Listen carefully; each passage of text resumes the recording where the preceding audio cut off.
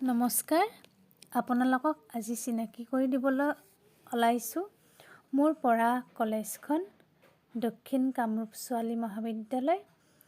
এই কলেজখনত জড়িত হৈ আছে মোৰ জীৱনৰ সৰ্বোচ্চ আৱেগ অনুভূতিবোৰ, হিয়া উজাৰি দিয়া মোৰ মধুৰ সময়বোৰ। এয়া চৌপাশৰ পৰিৱেশ,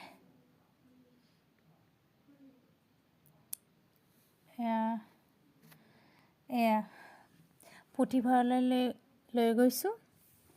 আমি পঢ়ি থকা সময়ছোৱাত সম্পূৰ্ণ বেলেগ আছিল। বৰ্তমানে সম্পূৰ্ণ নতুনকৈ সজোৱা হৈছে এই পুথিভঁৰালটি। এই পুথিভঁৰালটিয়ে মাননীয় মুখ্যমন্ত্ৰী মহোদয়ৰ দৃষ্টি আকৰ্ষণ কৰিবলৈ সক্ষম হৈছে। এয়া চাওকচোন, ইমান ধুনীয়াকৈ সজাই পৰাই থোৱা হৈছে। এয়া আমাৰ কলেজৰ অধ্যক্ষ মহোদয়ে ভাষণ দি থকা অৱস্থাত।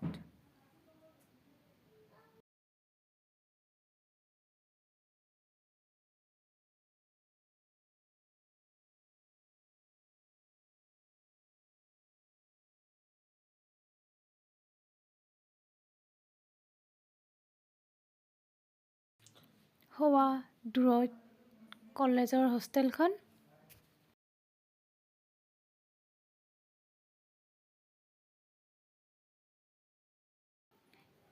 এয়া দেখুৱাইছোঁ খেলপথাৰখন।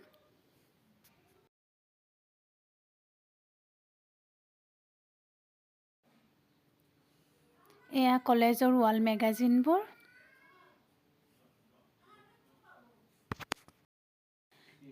এয়া কলেজৰ ৱাল মেগাজিনবোৰ বৰ সুন্দৰকৈ প্ৰস্তুত কৰি উলিয়াইছে ছাত্ৰীবোৰে।